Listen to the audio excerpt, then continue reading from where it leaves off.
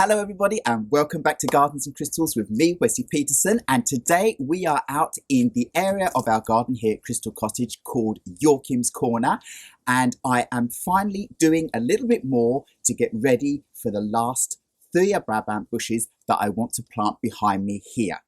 So the first thing I need to do today is put a wooden frame on the ground so that I can fill it with soil when the Thuja Brabant come, so that I don't have to dig holes down in the rocky soil to plant these plants. And I've done this all the way along the outer edge of our garden here. I absolutely love the idea of non-dig gardening. It's very easy, it's easier for your back, it's easier on your energy, and you can get a quick result because you can put very good soil around your plants straight away as well in a big box, and they'll grow, and then as they grow they'll reach down into the soil underneath themselves and carry on the digging process themselves.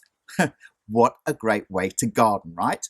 So in a moment I'm going to get my husband Joakim to come out and help me to move this wooden frame that I've made. It's too heavy and too big for me to move on my own, and then I'll take you in and show you what it looks like and tell you how I made it, and then we will fast forward into the future so that you can see when the Thuja Brabant come and the whole planting process. These Thuja Brabant are going to be nearly 3 meters high because I want them to fill out this back area straight away. We have the roadside outside that goes up on the slope, so we need them to be tall to give us this full effect just as the rest of the garden, all in one go. So let's get on with this. So, as you see, we got the wooden frame into place. It's thick wood, very heavy. No way I could have done that on my own. So thank you, Joakim, for helping me with that part of this. Now, I'll take you in for a closer look so you can see how I made the frame. Basically, 4 pieces of wood, 2 at the end, same length, 2 at the side, same length, and then 4 little square long posts on the inside that have been screwed together from 4 different sides to give it a much more stable and solid base, because if you just screw into the sides of 4 planks of wood, it's going to rock around and eventually fall out. So you need to have a stabilizer inside. So I'll just go and show you that. So as you can see here, we are going in behind the bushes that I planted before here that are bamboo bushes that are going to be in front of the Thuja Brabant that are in this thick wooden frame. And as you can see, the wooden pegs that I've put into the corners that I have drilled 2 screws into from each and every side to give it a very solid structure so it doesn't rock around in any way. And then I can just fill this up with soil as I go along with each Thuja, and with time they will dig down into the soil underneath, stopping me having to do it all myself. Just on the left side there wasn't enough wood, so there we will be digging 3 holes for 3 Thuja, and that's it. So that's the end of showing you how I made the frame. Now you get the idea that I'm going to get the Thuja Brabant, put them in the frame, fill it up with good soil, and they will be ready to do the rest themselves. So fast forward into the future.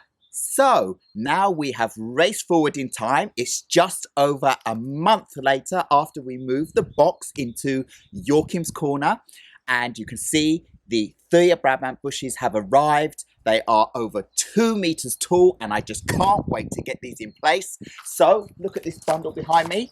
Some of them are going in here in Joakim's Corner, and some are going to go in other areas of the garden. So we just need to get these unpacked and get them into the no-dig frame that's already set out. And a couple of them we're going to be digging holes and putting straight into the ground because I have no more wood to make another frame. So let's get on with this.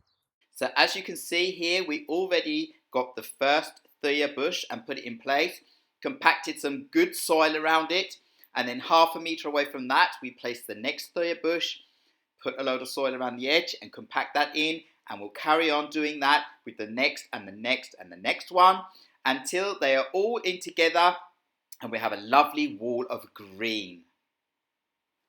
It's going well, it's hard work, but look at them. They're beautiful, they're high, they're just the right size, and they're going to bush out and just look gorgeous here. I am just really loving doing this at the moment. This has just really been the highlight of the start of this season. So as you can see, we are halfway finished and we've planted 1, 2, 3, 4 beautiful Thuja Brabant bushes. And I think we have space for 2 or 3 more in the box. And then we're going to have to plant some more into the soil beside. So we just need to get on with this. I'm glad I got carrying help today because these are heavy.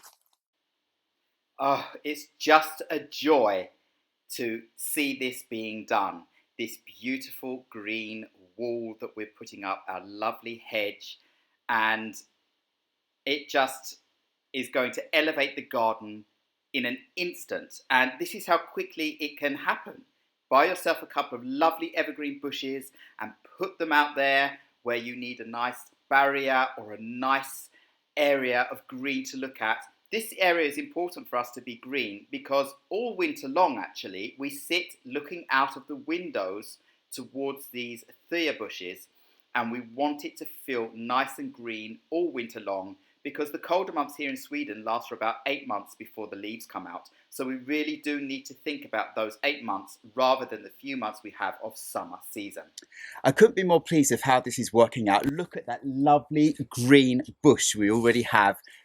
Oh, it's just filled out now and it feels like spring already because now instead of the brown, we've got the green and we've only got 1 more to plant and then they just need watering in. Finally, we are now getting the last bush into place and it just looks amazing. So there we have it. They're all planted. And look at this green wall. It just looks beautiful. And the good thing about this is I already had a drip line that I put in for all the other toys around the edge of our garden here. So that starts off here and it's up in that container down in front of the other Thujas and carries on. So now we can go in and water these plants thoroughly in. And then we have the drip line that we can put on now and again to keep them moist while they're growing out their new roots because we really don't want them drying out now.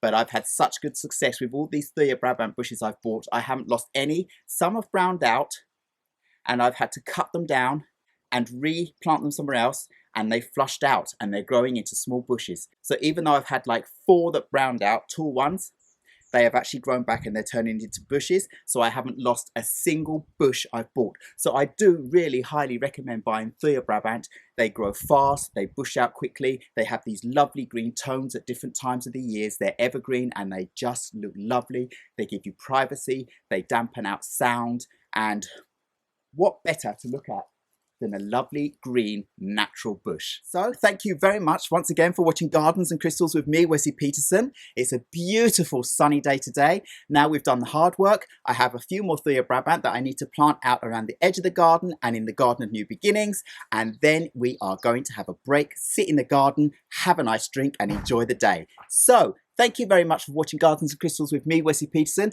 Please remember to like, subscribe and hit the bell so you know when my next video will be uploaded. And I will see you again very, very soon. Goodbye.